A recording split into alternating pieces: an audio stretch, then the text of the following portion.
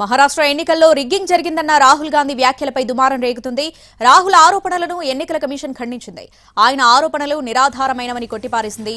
ప్రజాస్వామ్యాన్ని అవమానించేలా ఆరోపణలు చేస్తున్నారని ఫైర్ అయింది. మరోవైపు బీజేపీ కూడా రాహుల్ వ్యాఖ్యలను తీవ్రంగా తప్పుపడుతుంది. మహారాష్ట్ర ఎన్నికల్లో మహాయుతి కూటమిపై రాహుల్ గాంధీ తీవ్ర విమర్శలు చేశారు. గత ఏడాది జరిగిన అసెంబ్లీ ఎన్నికల్లో బీజేపీ మ్యాచ్ ఫిక్సింగ్ కు పాల్పడిందని ఆరోపించారు. ఆ ఎన్నికలు ప్రజాస్వామ్య రిగ్గింగ్ కు ఉదాహరణ అని అన్నారు.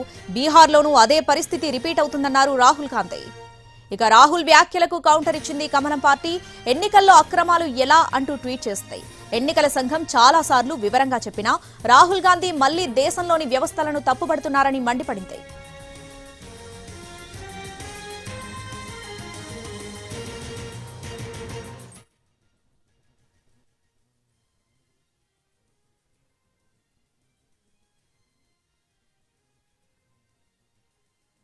गांधी ने कोई काउंटर नहीं किया, कोई रिजेंडर नहीं किया और आज वो जून में सवाल उठा रहे हैं।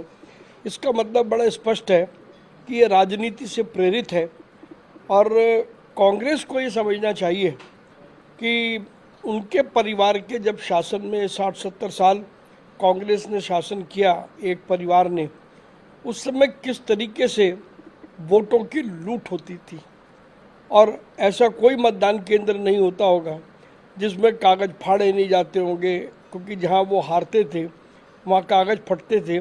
ये घटना हमने स्वयं अपनी आंखों से भी देखी है। तो राहुल गांधी को अब हमें भी ये कहना पड़ेगा कि उनका भी जो डीएनए है वो झूठ पर टिका है।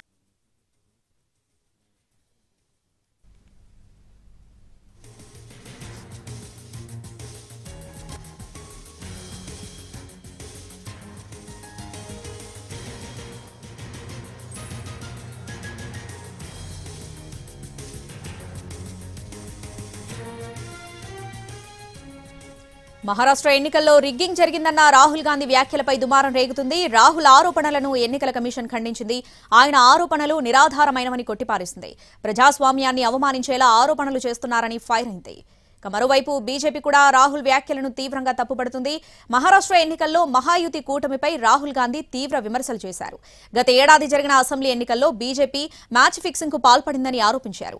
ఆ ఎన్నికలు ప్రజాస్వామ్య రిగ్గింగ్ కు ఉదాహరణ అని అన్నారు. బీహార్లోనూ అదే పరిస్థితి రిపీట్ అవుతుందన్నారు రాహుల్ గాంధీ. రాహుల్ వ్యాఖ్యలకు కౌంటర్ ఇచ్చింది కమలం పార్టీ. ఎన్నికల్లో అక్రమాలు ఎలా అంటూ ట్వీట్ చేస్తాయి. ఎన్నికల సంఘం చాలా సార్లు వివరంగా చెప్పినా రాహుల్ గాంధీ మళ్లీ దేశంలోని వ్యవస్థలను తప్పుపడుతున్నారని మండిపడింది.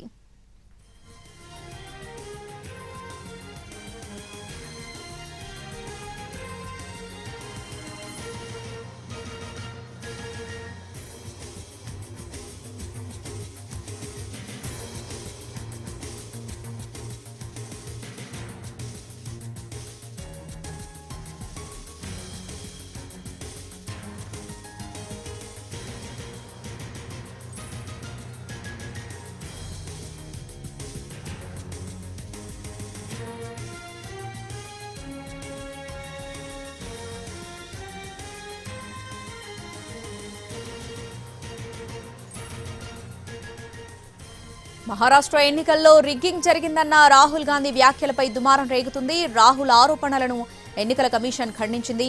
ఆయన ఆరోపణలు నిరాధారమైనవని కొట్టిపారేసింది. ప్రజాస్వామ్యాన్ని అవమానించేలా ఆరోపణలు చేస్తున్నారని ఫైర్ అయింది.